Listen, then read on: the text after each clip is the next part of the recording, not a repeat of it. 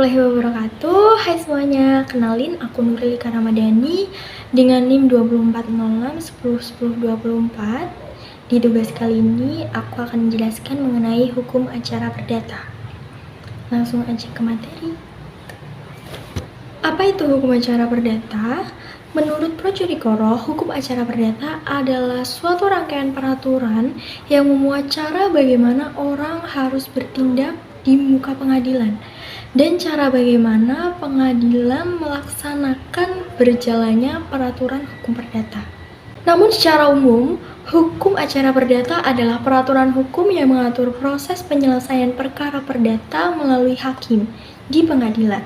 Sejak diajukannya gugatan, diperiksanya gugatan, diputusnya sengketa, sampai pelaksanaan putusan hakim. Selanjutnya ada sumber hukum acara perdata, seperti yang udah aku cantumin di PPT ini.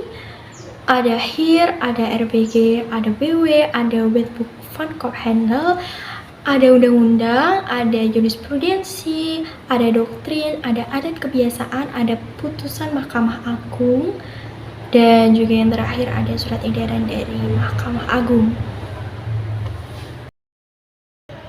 Selanjutnya aku akan menjelaskan mengenai asas-asas hukum acara perdata. Yang pertama ada hakim bersifat menunggu, yang artinya hakim menunggu datangnya tuntutan hak diajukan kepadanya. Jika tidak ada tuntutan, maka tidak akan ada hakim. Yang kedua, hakim bersifat pasif. Ruang lingkup sengketa yang diajukan kepada hakim itu ditentukan oleh orang yang berperkara, bukan hakimnya. Yang ketiga, ada sifatnya terbuka. Setiap orang boleh hadir dan mendengarkan pemeriksaan di dalam persidangan. Dan yang keempat, ada mendengarkan kedua belah pihak. Pihak yang berperkara harus sama-sama diperhatikan, harus sama-sama diberi keadilan, dan juga harus diperbolehkan untuk berpendapat. Asas hukum acara perdata yang kelima, ada putusan harus disertai alasan. Semua putusan pengadilan harus memuat alasan-alasan putusan yang dijadikan dasar untuk mengadili. Sesuai dengan pasal 25 Undang-Undang Nomor 4 Tahun 2004, Junto pasal 184 ayat 1, 319 HIR, dan 618 RPG. Asas yang keenam, ada beracara dikenakan biaya. Untuk berperkara, pada dasarnya dikenakan biaya. Sesuai dengan pasal 2 ayat 4 Undang-Undang Nomor 48 Tahun 2009 dan pasal 21 ayat 4, 182-183 HIR, serta pasal 145 ayat 4, 192 sampai 194 RPG. Asas yang ketujuh, ada tidak ada keharusan mewakilkan. Pemeriksaan terjadi secara langsung terhadap pihak yang langsung berkepentingan.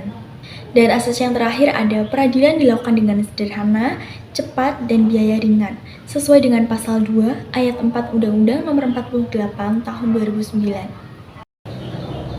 Dan yang terakhir ada alat bukti dalam perkara perdata, yang diatur dalam pasal 164 HIR, 284 RPG, dan 1866 BW.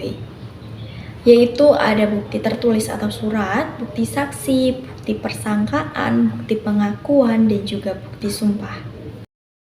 Oke, terima kasih karena sudah menonton videoku sampai selesai. Semoga aku mendapatkan nilai yang memuaskan dan teman-teman juga mendapatkan nilai yang memuaskan. Mohon maaf apabila ada salah kata ataupun ada kata-kata yang kurang tepat. Wabillahi taufiq wal hidayah. Wassalamualaikum warahmatullahi wabarakatuh.